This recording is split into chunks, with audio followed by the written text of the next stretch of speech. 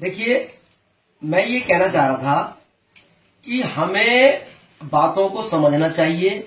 हमें जो बातें बताई जाती हैं वो लोग अपने तरीके से बताते हैं और जैसा वो हमें दिखाते हैं हम वैसा देखते हैं, जैसा वो हमें समझाते हैं हम वैसा समझते हैं।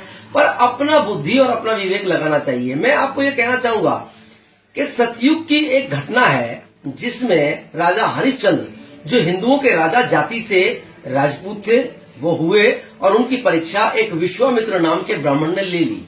सारा राजपाट छीन लिया और जब दक्षिणा देने का टाइम आया तो राजा हरिश्चंद्र के पास पैसे नहीं थे। राजा हरिश्चंद्र जी बिकने के लिए चल दिए। देखिए, उन्होंने एक राजा कौड़ियों के भाव में बिकने के लिए तैयार, मगर कोई खरीदने वाला नहीं। पत्नी दूसरों के यहाँ काम करती रही, बेटे को सांप ने काटा, कफन नसीब नहीं हुआ। जिस समाज के राजा की इतनी बुरी गत हुई वो हिंदू आज कह रहे हैं कि गर्व से कहो हम हिंदू हैं, लेकिन जिस वाल्मीकि समाज के सेठ ने, कालिया भंगी ने उस राजा को खरीद लिया, हम खरीदार होकर भी नहीं कह रहे कि गर्व से कहो हम वाल्मीकि है।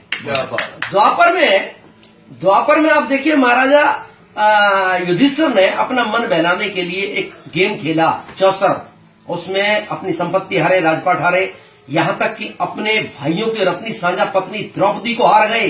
अरे वाल्मीकियों का इतिहास उठा के देखो, वो कभी अपनी पत्नियों का अपमान नहीं होने दिया और अपनी पत्नियों की सुरक्षा करी। हमने अपनी पत्नियों की सुरक्षा नहीं करी, बल्कि हिंदुओं के राजा राम की पत्नी हमारे गुरु के आश्रम में उसको शरण मिली, सम्मान मिला, बच्चे पैदा हुए, एजुकेशन मिली, पालन पोषण हुआ। लेकिन आज हिंदू कह रहे हैं गर्व से कहो हम वाल्मीकि हिंदू हैं, लेकिन वाल्मीकि समाज नहीं कह रहा, जबकि हमने उन पर एहसान किया है। क्योंकि ये बातें हमें हमारे इतिहास की पता ही नहीं है। हमारे संतों की जो ड्यूटी थी वो उन्होंने हमें बताई नहीं, बात उन्होंने पूरी नहीं करी। उसके बाद आप सिखों का इतिहास उठाइए, उनके 9वें गुरु तेग बहादुर का सर इसी दिल्ली में लाल किले के सामने औरंगजेब ने काट दिया और सड़ने के लिए, अपमानित करने के लिए फेंक दिया।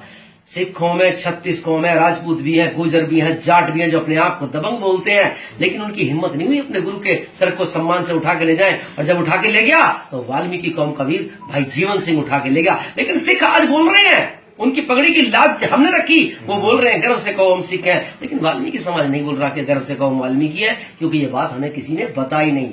1857 की क्रांति का आप आंदोलन उठा के देखिए, इस देश में मंगल पांडे पर फिल्में बन रही है, कहते हैं 1857 की क्रांति का सूत्रधार वही है, वही हीरो है, मगर सच्चाई है वो इस देश का गद्दार था। उसने अंग्रेजों की वर्दी पहनी, उनकी बंदूक ली और जब आदेश करते थे तो हमारे ही भाइयों पे वो गोली चलाता था। लेकिन उसने विद्रोह कब किया?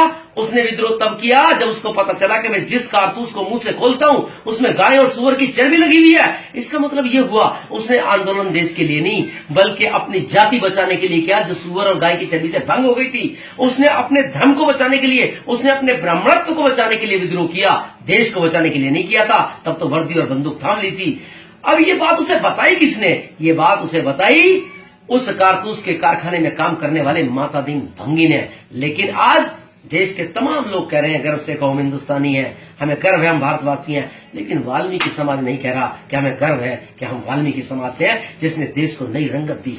तो मेरा ये अनुरोध है कि वाल्मीकि समाज के लोगों को अपने इतिहास से अवगत होना चाहिए। हमारा इतिहास बहुत गौरवशाली इतिहास है। ये वही इतिहास है जिसे संपूर्ण भारत में भगवान वाल्मीकि जी महाराज से लेकर महात्मा शंभुक जी, ज्योतिबा फुले, डॉक्टर अम्बेडकर, कबीर, रविदास लेके चले। आज उसी आंदोलन को, उसी विचारधारा को, उसी प्रकाश के पुंज को लेकर भारतीय वाल्मीकि धर्म समाज चल रहा है। हमें उसकी शरण में आना चाहिए और उसके विचार को जानना चाहिए, जिससे आने वाला कल उज्जवल हो और संपूर्ण भारत में वाल्मीकि समाज का परचम लहराए। जय वाल्मीकि।